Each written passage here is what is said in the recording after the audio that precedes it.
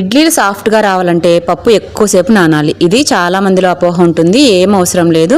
ఇడ్లీలు 3 గంటలు పప్పు నానబెట్టినా కూడా చాలా బాగా వస్తాయి. నేను చెప్పినట్టు చేసుకోండి. 1 కప్పు మినప్పప్పుకు 3 కప్పుల ఇడ్లీ రవ్వను తీసుకొని 3 గంటల పాటు నానబెట్టండి. 3 గంటలు అయిన తర్వాత పప్పును మెత్తటి పేస్ట్ లాగా గ్రైండ్ చేసుకొని ఇడ్లీ రవ్వను కూడా గట్టిగా నీళ్లు లేకుండా పిండేసుకొని మినపప్పు మిశ్రమంలో వేసి బాగా కలిపి రాత్రంతా కూడా పులియనివ్వండి.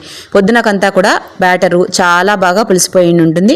ఇక ఉదయం లేస్తూనే ఇడ్లీ ప్లేట్లకు నెయ్యి కానీ నూనె కానీ రాసుకున్న తర్వాత ఇడ్లీ మిశ్రమంలో కొంచెంగా ఉప్పు, తర్వాత కొంచెం వంట సోడాను వేసి బాగా కలుపుకొని ఇడ్లీ ప్లేట్లలోకి కొంచెంగా పిండిని వేసి ఇడ్లీలను ఆవిరి మీద ఉడకనివ్వండి. అంతే, మనకు మెత్తటి దూది లాంటి ఇడ్లీలు చాలా బాగా రెడీ అవుతాయి. కాకపోతే ఒక చిన్న టిప్, ఇడ్లీ పిండి రుబ్బేటప్పుడు 1 కప్పుడు అన్నాన్ని వేయండి, చాలా బాగా వస్తాయి. వీడియో నచ్చితే లైక్ చేసి షేర్ చేయండి. మరిన్ని వీడియోల కోసం ఛానల్ని సబ్స్క్రైబ్ చేసుకోండి.